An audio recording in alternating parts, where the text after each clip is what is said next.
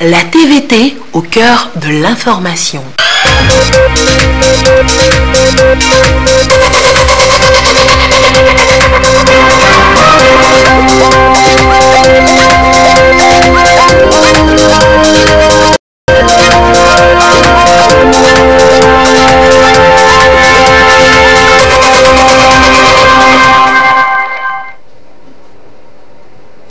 Madame, Monsieur, bonsoir. Il est l'heure du journal sur la télévision togolaise. Donc voici les titres. 134 ans déjà que le Togo et l'Allemagne sont liés. Ce 5 juillet, l'ambassadeur d'Allemagne est allé faire un devoir de mémoire là où tout a commencé, Togoville. Le PNUD est également lié au Togo depuis plusieurs années, une coopération qui se traduit par la réalisation de plusieurs projets au bénéfice des populations. Projet redécouvert ce jour par le nouveau coordonnateur du système des Nations Unies au Togo. Et puis avant le début des empoignades dans la Cosar pour les Evala, la foire du village Evala bat déjà son plein. Un carrefour où sont exposés plusieurs produits issus du terroir. À découvrir tout de suite dans cette édition. Voilà pour les titres. Une fois encore, bonsoir. D'abord à la primature, le chef du gouvernement, Komise Lomklasu, a reçu ce matin en audience Madame Izumi Nakamitu, sous-secrétaire générale des Nations Unies, haute représentante pour les affaires de désarmement de l'ONU. Elle est allée témoigner sa reconnaissance au Premier ministre pour l'excellence des relations de coopération entre le Togo et son institution et sur des possibilités également d'approfondir cette coopération pour plus de résultats en faveur de la promotion de la paix et du désarmement. Nous l'écoutons au micro de Christine Pétié-Kialodé à la sortie de l'audience. I came to first and foremost thank the government of Togo for all the cooperation. Je suis venu pour d'abord et avant tout remercier les autorités togolaises pour la très bonne coopération qu'ils nous apportent en abritant le Centre régional des Nations Unies pour la paix et le désarmement en Afrique, car à partir de ce centre qui est basé à Lomé, nous menons nos activités de promotion de la paix et du désarmement dans tous les 54 États africains. C'est donc très important. Nous apprécions beaucoup l'appui que le gouvernement togolais nous apporte et c'est la raison de ma visite pour venir remercier les autorités togolaises de cet appui. Et tout à l'heure, j'ai rencontré le Premier ministre et nous avons discuté des possibilités d'approfondir, n'est-ce pas, cette coopération pour toujours faire davantage pour la promotion de la paix et du désarmement en Afrique. Cet après-midi, je vais participer à la réception officielle des nouveaux locaux que le gouvernement togolais a bien voulu mettre à la disposition du centre. Et ce sera également l'occasion pour moi de procéder avec les autorités togolaises au lancement officiel d'un projet de marquage des armes et de contrôle des armes légères et de petit calibre dont le Togo fait partie des États bénéficiaires. C'est un projet qui est financé par l'État du Japon. Et donc ça c'est le cœur, donc c'est les principales activités que j'ai au programme cet après-midi, mais bien évidemment en marge de ces manifestations officielles, je profite de mon séjour pour rencontrer les plus hautes autorités et examiner avec elles comment approfondir l'excellente coopération qui existe entre les Nations Unies et la République togolaise. Et comme vous le savez, le Togo joue un rôle important en matière de paix et sécurité. Le Togo participe à différents processus, n'est-ce pas, non seulement au niveau global, mais aussi dans le cadre de certaines organisations régionales comme la CEDEAO, l'Union africaine. Le Togo vient, n'est-ce pas, d'entrer au Conseil de paix et sécurité de l'Union africaine. Et ça, ce sont des éléments qui montrent l'intérêt de la République togolaise et de ses autorités, ainsi que son engagement pour faire avancer les questions de paix et sécurité internationale, notamment sur le continent. Togo is demonstrating, and we want to count on their support and leadership in Africa.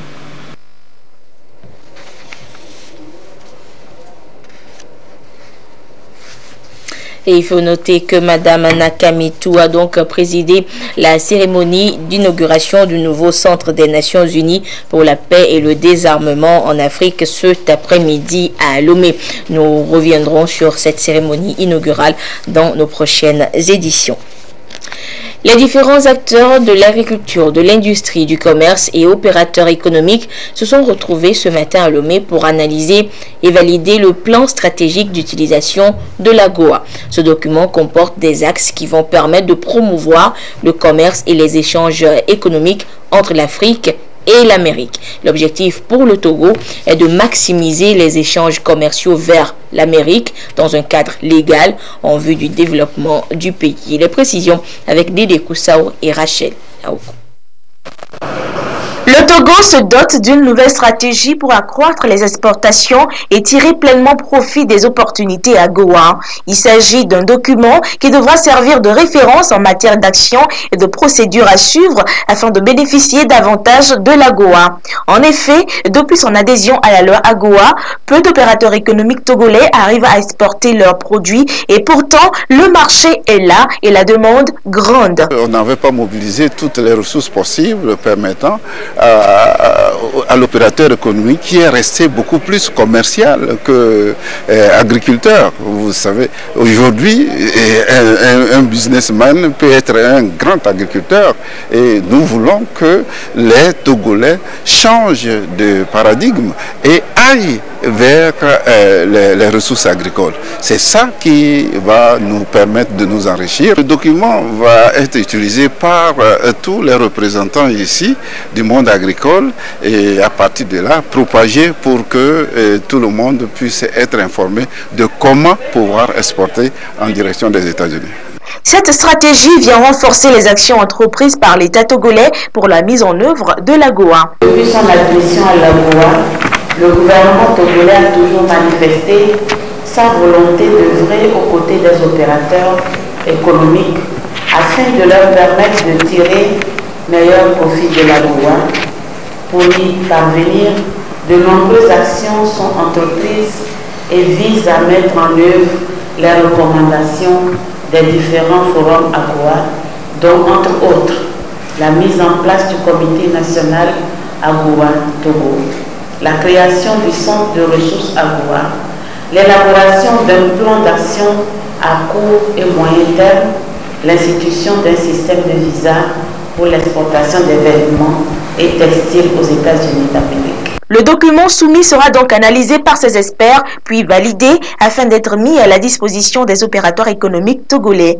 L'ambition est que d'ici à 2025, les Togolais puissent envahir le marché américain, produisant ainsi des retombées économiques pour le Togo. Et parlons d'économie, la Banque centrale des États de l'Afrique de l'Ouest, BCAO, a tenu ce matin à Lomé sa deuxième session du Conseil national du crédit pour le compte de cette année 2018. 3 points essentiels ont été à l'ordre du jour de ce conseil, et notamment l'évolution de l'activité économique nationale et sous-régionale et le nouveau code national des douanes. Mathias Touglo, Carmen Madji, à Capo. L'économie togolaise a enregistré de bonnes performances ces 6 derniers mois. De 4,4% en décembre 2017, la croissance économique du pays est aujourd'hui passée à 4,9% avec une inflation bien maîtrisée. Cette évolution est essentiellement portée par les secteurs primaires et tertiaires. C'est ce que révèle cette deuxième session du Conseil national du crédit de la Banque centrale des États de l'Afrique de l'Ouest, BCAO. Le Conseil a examiné le financement de l'économie à travers la situation des banques et l'ensemble des établissements de crédit. Le financement à l'économie a été beaucoup plus élevé dans notre pays que dans la sous-région. Toutefois, le Conseil a déploré le fait que le secteur agricole et celui de l'habitat ne bénéficient que de très peu du crédit, du financement bancaire. Le Conseil a donc exhorté les banques, l'association professionnelle de banques et établissements financiers à intensifier leurs efforts et à adapter leurs mécanismes d'évaluation des risques pour mieux soutenir ces deux secteurs. Le Conseil a relevé qu'il y a une prolifération de structures de microfinance illégales et a donné des instructions très fermes à la CASIMEC et à la BCEAO de prendre toutes les mesures appropriées pour, disons, parvenir à l'éradication de ce fléau. Le mécanisme incitatif de financement agricole, la MIFA, mis en place le 25 juin dernier pour rendre l'agriculture togolaise plus productive, a également été au cœur des débats. Le Conseil a décidé qu'une présentation sur le MIFA soit faite lors de la prochaine session du Conseil pour permettre aux banques de mieux soutenir ce mécanisme. Le Conseil a exhorté les banques et tous les partenaires à continuer à appuyer, disons, ce mécanisme conformément à l'engagement qu'elles ont pris. À cet égard, le Conseil a salué la présence du président du FIDA et du président de la Banque africaine de développement qui ont apporté leur engagement à soutenir le gouvernement dans la mise en œuvre du MIFA. Le Conseil a également évoqué les récents tests adoptés à l'Assemblée nationale. Il s'agit de la modification de l'article 53 de la loi uniforme portant réglementation du Bureau d'information BIC, le nouveau code foncier et domanial et le nouveau code national des douanes. Le Conseil a salué les avancées enregistrées par le Togo qui, sans aucun doute, sont d'une importance capitale pour le secteur financier togolais, puisque le Bureau d'information sur le crédit devrait favoriser la disponibilité de l'information sur les emprunteurs, tandis que le nouveau code des douanes va permettre à l'État d'accroître les recettes douanières et faciliter les transactions économiques. Une économie en pleine forme pour un réel développement du pays. Et parlons justement de développement. Le Togo vient de se doter d'un nouveau mécanisme. Il s'agit du Programme national de développement couvrant la période de 2018 à 2022. Un nouvel élan pour le Togo dans sa marche vers la transformation structurelle de son économie. Quels sont alors les grands axes de ce PND et surtout la partition du secteur privé? Les réponses dans ce dossier réalisé par Augustin Kossi. La trajectoire vers la transformation structurelle de l'économie togolaise à l'horizon 2022 est déjà tracée. Le programme national de développement 2018-2022 se veut une vision à moyen terme qui crée une synergie d'action entre les différents acteurs impliqués, notamment le secteur privé. Un cadre d'intervention et d'orientation des politiques du gouvernement qui entend poursuivre la mobilisation des fonds et des ressources financières. L'ambition est claire. Développer des pôles de transformation agricole et agro-pastorale, manufacturiers et d'industrie extractive et aussi réduire les déficits en fourniture de services énergétiques et promouvoir l'inclusion financière autour de 3 axes. Ceci entre dans ce que je peux appeler une démarche stratégique de relance de notre économie dans le sens que les axes de stratégie qui ont été définis visent à booster la croissance économique à travers, bien sûr, la culture de l'excellence sur les 3 axes qui ont été donc définis. Notamment, il s'agit de faire du Togo un hub au plan logistique d'excellence et de créer un centre d'affaires au niveau donc du Togo pour toute la sous-région. Le deuxième axe stratégique est consacré à toute la transformation agricole et de l'industrie manufacturière également et de l'industrie extractive. Autrement dit, nous aurons à revoir dans une économie libérale comme la nôtre, à revoir nos pratiques à ces niveaux, et plusieurs projets sont déjà dans le pipe, comme on peut le dire, notamment le projet des agropoles, le MIFA. Tout ceci vise également non seulement à faire développer l'économie togolaise, mais à une inclusion sociale. Ceci passe aussi par l'assainissement du cadre macroéconomique et du climat des affaires. Il est également question de développer une chaîne logistique et de transport autour du port autonome de Lomé en l'intégrant à un réseau de transport rénové. Les acquis de la stratégie de croissance accélérée pour la promotion de l'emploi SCAP vont être revus pour plus de performance. Une sorte de transformation structurelle que nous devons poser comme base. Nous avons des atouts au niveau du port autonome de Lomé, au niveau de l'aéroport, avec la compagnie aérienne Askai. Alors c'est tous ces éléments-là qui peuvent être des pôles de création de richesses et sur lesquels nous pouvons capitaliser nos efforts. Nous avons donc justement besoin de faire une mise en œuvre efficiente donc de ce plan-là. Et donc chaque acte stratégique doit être doté de plans d'action pour dire que je pars du point A aujourd'hui en 2018 pour aller au point B en 2022. Quel est le chemin que je dois emprunter et quels sont les écueils sur ce terrain-là? Comment je fais pour arriver à réduire ou à juguler ces points d'obstacle ou d'écueil? À partir de ce moment-là, nous allons également, à travers ces plans d'action, définir ce que j'appelle une matrice de réalisation à partir donc de ces plans d'action pour savoir qui fait quoi, quand, où et comment. Et c'est ça qui déterminera les responsabilités et les évaluations que nous serons amenés à faire. Déjà, les grandes institutions financières comme la BAD et la BOAD se positionnent pour accompagner le Togo dans la mise en œuvre de ce mécanisme innovant. On parle du mécanisme incitatif de financement agricole MIFA sur la base du partage des risques, ce qui devra booster l'agriculture togolaise, secteur de création d'emplois par excellence. Les outils de planification pour la réduction des risques de catastrophes sont en révision du côté d'Atakpamé. Il s'agit de deux documents, le plan national de contingence et le plan Orsec, des outils sur lesquels s'appuie le gouvernement togolais pour les interventions de secours en matière d'inondation. Les acteurs impliqués dans ce processus vont donc revisiter les documents, les actualiser en vue de les adapter aux réalités de l'heure et ceci dans l'optique de mieux faire face à d'éventuelles catastrophes. Le compte rendu depuis Atakpamé de Silver Abdou. Il y a quelques années, le gouvernement togolais a mis en place des dispositifs destinés à réduire les risques de catastrophes pour alléger un tant soit peu la souffrance des populations en matière d'inondation.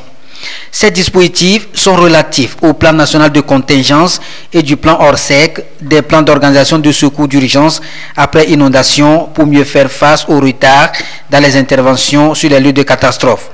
Ces plans sont ici soumis aux spécialistes des ministères impliqués pour leur actualisation. Il s'agit pour eux de les reparcourir, les analyser pour intégrer de nouvelles donnes en vue de les adapter aux réalités du moment. On attend de tous les acteurs, après la révision de tous ces outils de prévention et de préparation, une réponse adéquate à une situation éventuelle, des situations d'urgence. Parce que les catastrophes ne préviennent pas et quand elles arrivent, il faut se préparer pour se munir des outils indispensables à une prompte réaction en vue d'alléger la souffrance de nos populations. La démarche consiste à doter le pays d'un plan d'action actualisé en vue d'accroître la résilience des populations, renforcer les structures de prévention pour une bonne gestion des risques des catastrophes au Togo. Le ministre de la Sécurité et de la Protection civile, président national de la plateforme des risques des catastrophes, a retracé l'importance de la révision de ces instruments dans le processus de réduction des risques engagé par le gouvernement. Tout comme les textes de loi, aucun instrument de planification n'a vocation à régir une éternité. Des révisions, mises à jour, amendements ou corrections qu'imposent fréquemment leur mise à l'épreuve de la réalité deviennent nécessaires.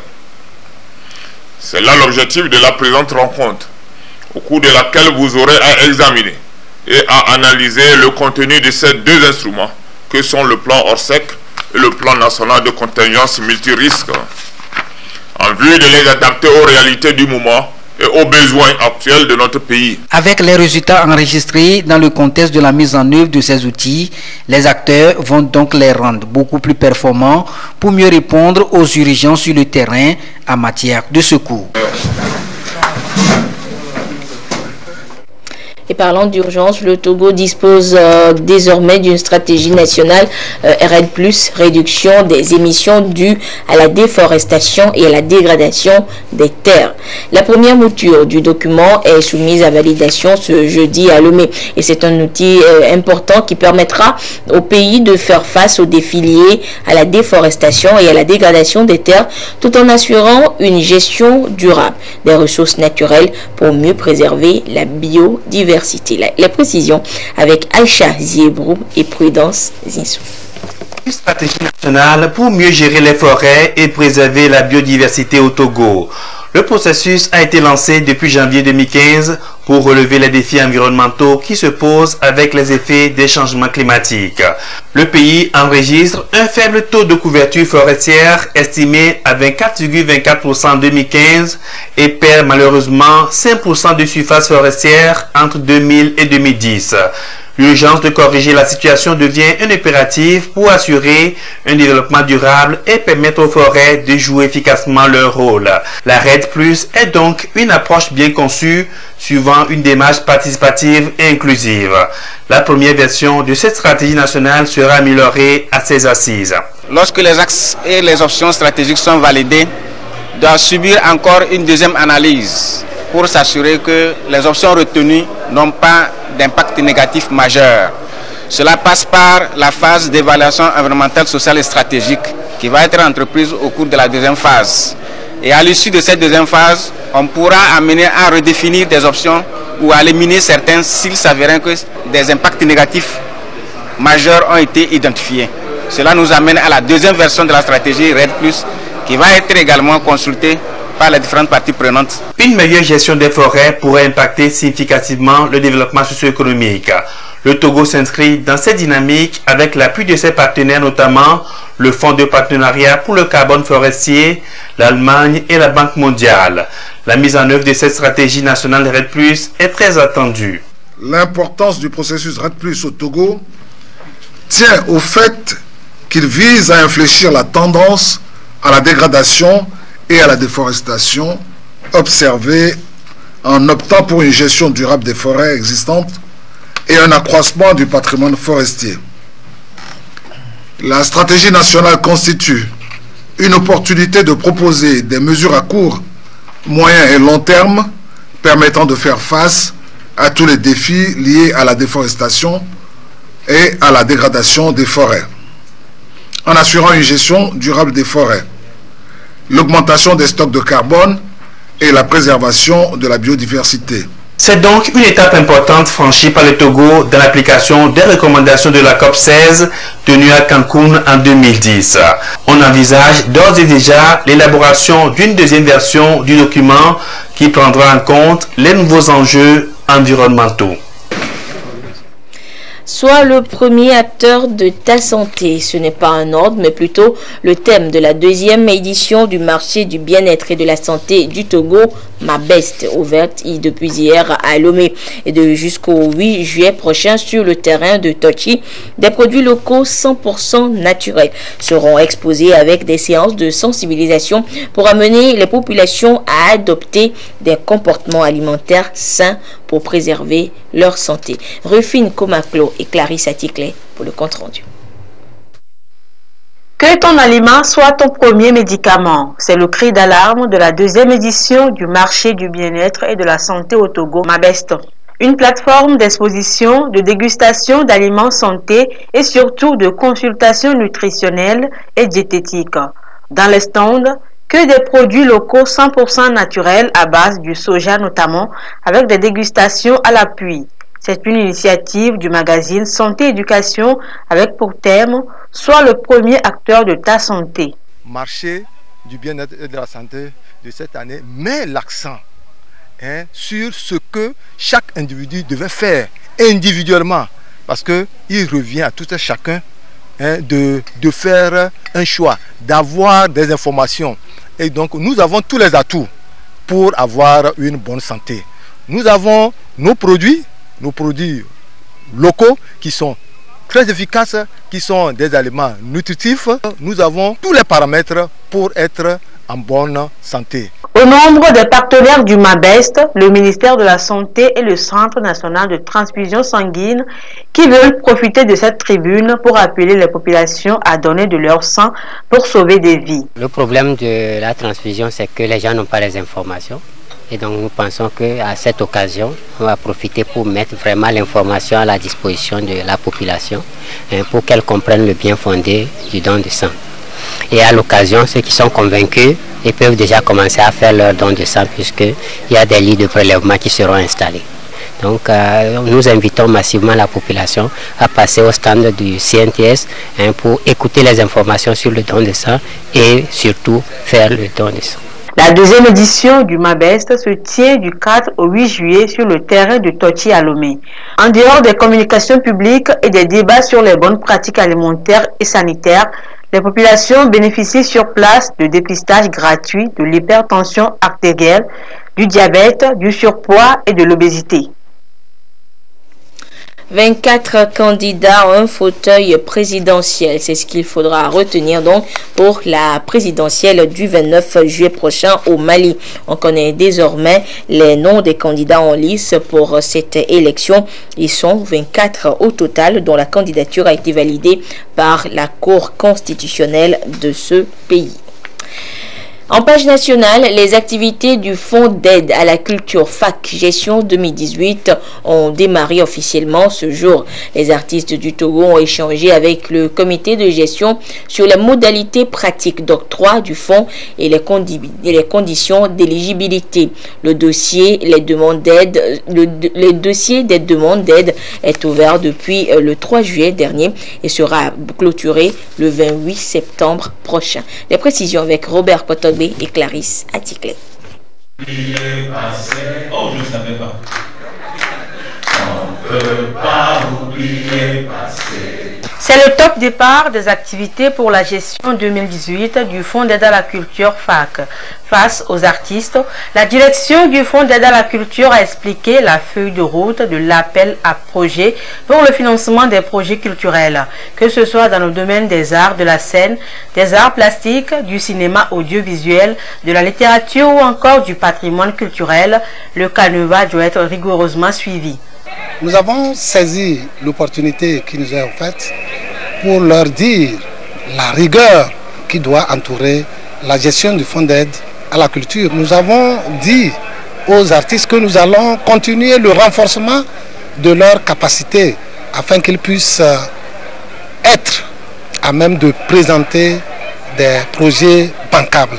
Nous leur avons dit également que nous allons vers la recherche du mécénat, parce qu'il n'en existe pas encore au Togo, afin que des fonds complémentaires soient alloués aux artistes en dehors de la subvention budgétaire. Par rapport à cette gestion 2018, nous avons publié la feuille de route le 3 juillet 2018. Et donc, le 28 septembre, nous clôturons donc cet appel.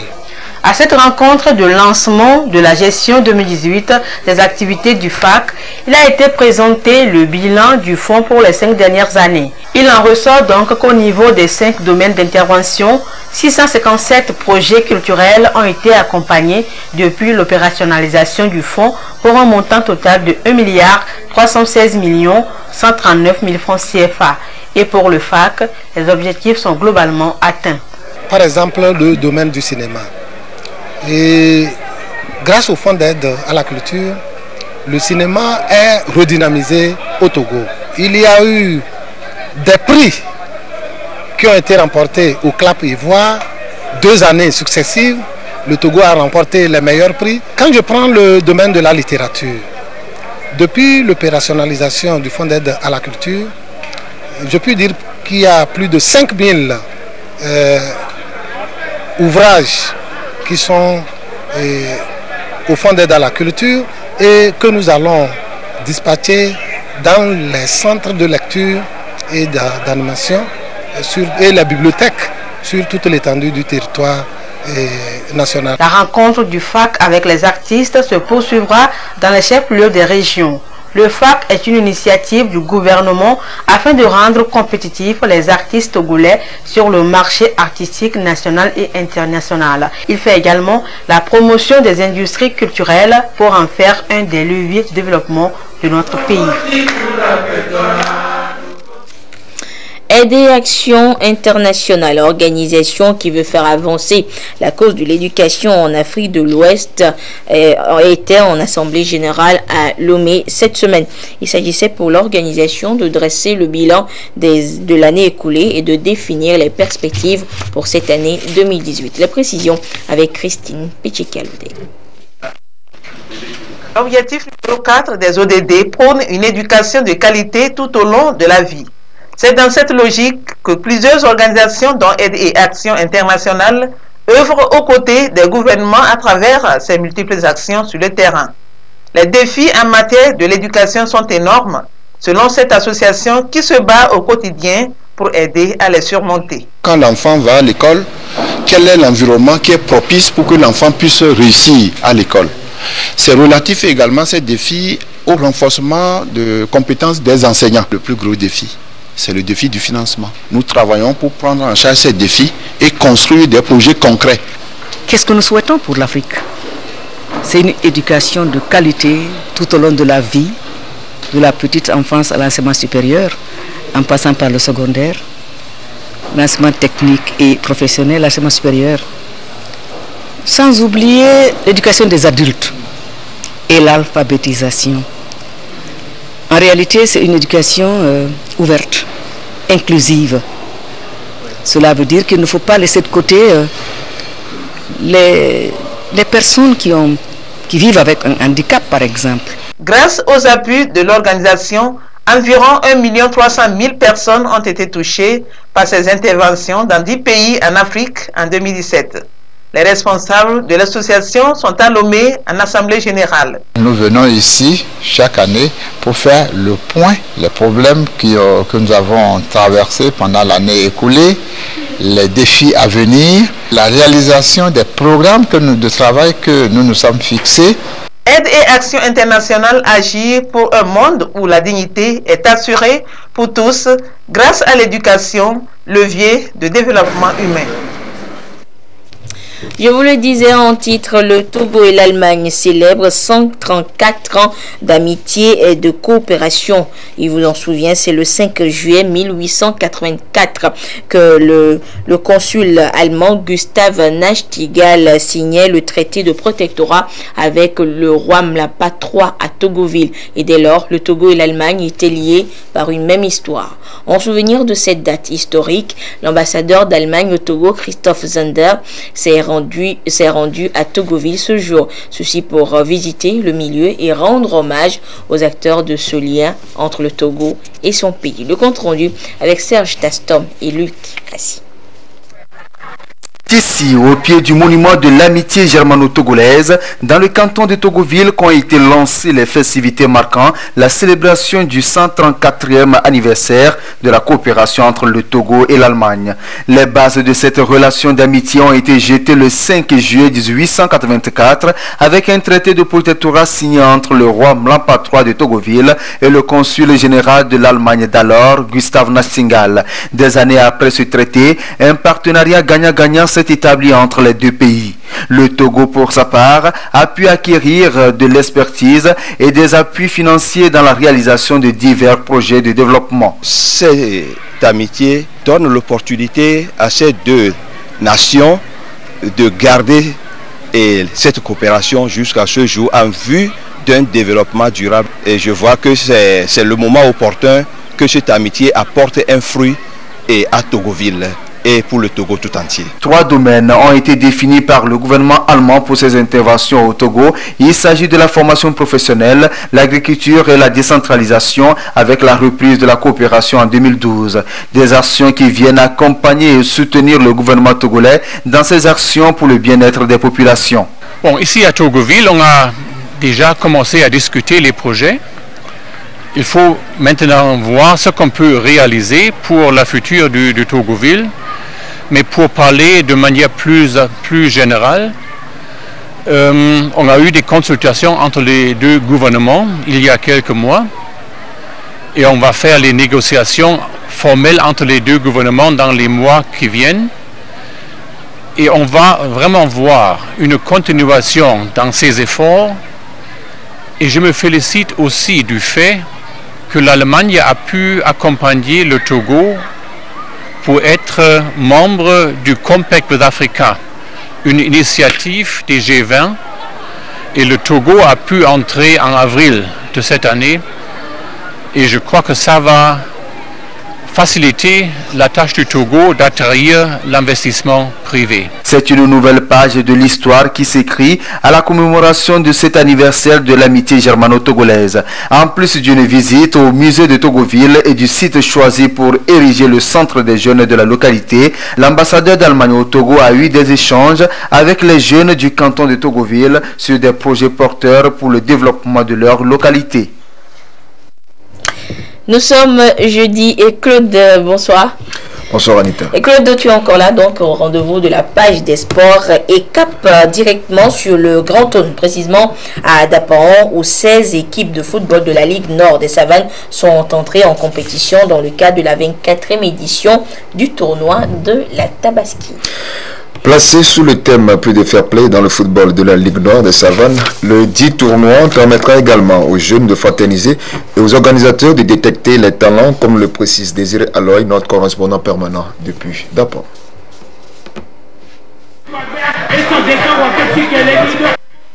Le tournoi de la Tabaski, deuxième édition organisée par le Cercle des Amis du Ballon Rond à Dapaon, est lancé par ce duel entre l'équipe Soudoubaba Moba en vert et Santos de Nassablé en bleu.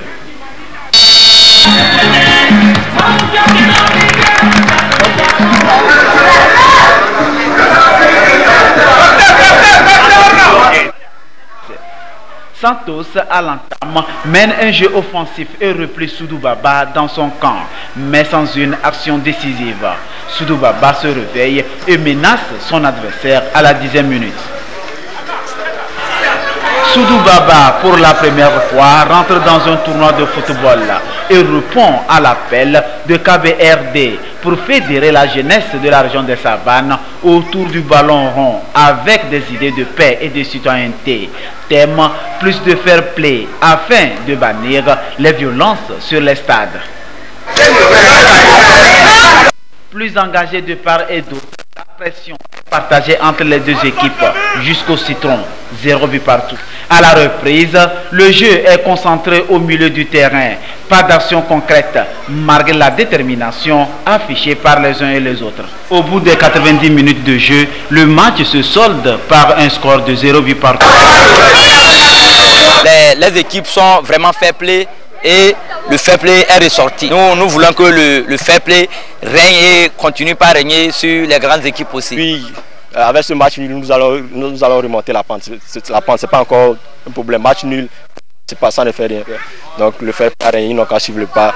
Comme c'est nous, on a débuté le tournoi, de suivre aussi nos pas pour que le tournoi se déroule, se termine bien. Au match avancé, US Bodiopal coince Volcan FC de Dapango Kwergo 3 buts à 0 et à 3 points. 16 clubs de la Ligue des Savanes Nord, Thône, Pendial, Pendial Ouest, Saint-Cancé et Tandjouar sont des équipes en compétition.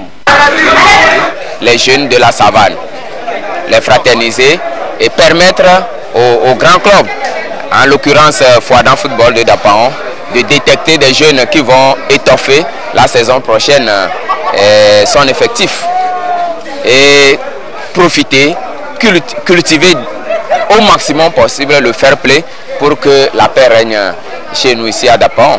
Je dirais un sincère merci à tous ceux qui nous ont soutenus lors de la première édition et spécialement aux sponsors officiels Basile Sport et surtout au parrain, M. Noël de Poken. En prélude au tournoi, 40 arbitres sont formés dans la droite ligne du fair play avec le soutien de ANAFOOT, Association nationale des arbitres du Togo. Le tournoi est parrainé par Noël de Poken avec comme sponsor officiel Basile Sport. Et Claude, c'était donc la deuxième édition du tournoi de la Tabaski. Et Claude, les deux Corées veulent également se rapprocher aussi dans le domaine sportif à travers une illustration au basketball. Et là, nous sommes hors du Togo. Oui, Anita, et ceci se traduit par des matchs amicaux de basket qui se jouent actuellement à Pyongyang, la capitale nord-coréenne. Les images.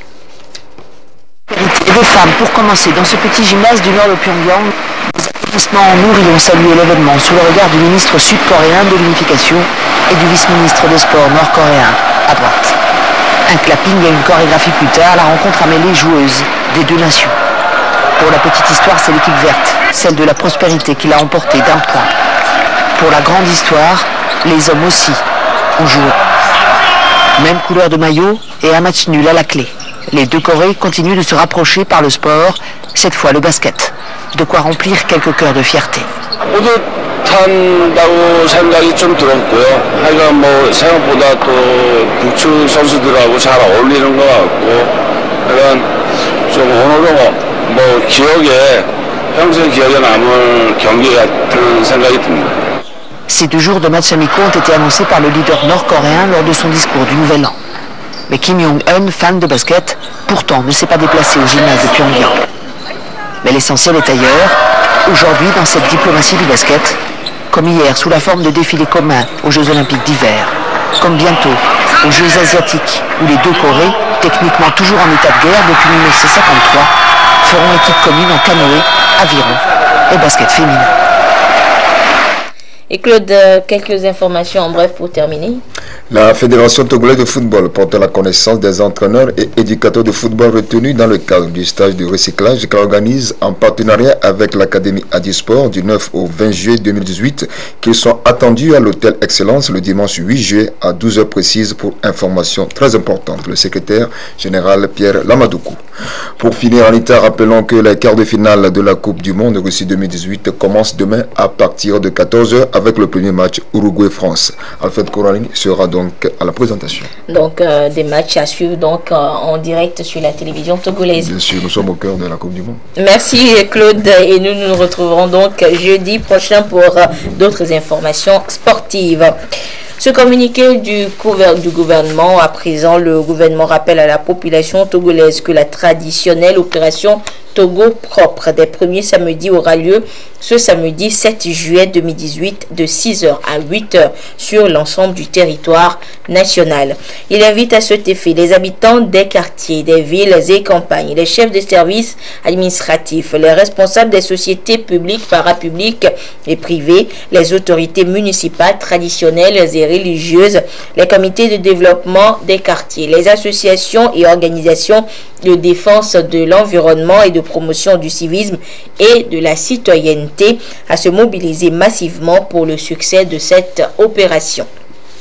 Les associations et groupes organisés qui désirent bénéficier de la couverture médiatique des organes de presse publique et de l'assistance technique de l'ANASAP sont priés de prendre attache avec les cadres de la direction de la formation civique, joignable au numéro 90 91 55 11 ou au 99 46 30 27 qui se chargeront de communiquer à ces services les lieux retenus pour les opérations de salubrité. À propos de la polygamie, c'est le thème de l'émission Jeudi Femmes de ce soir, à suivre en direct à partir de 21h sur la télévision togolaise avec Lys Jamien et ses invités. Excellente suite de nos programmes. Au revoir. C'est mon témoin de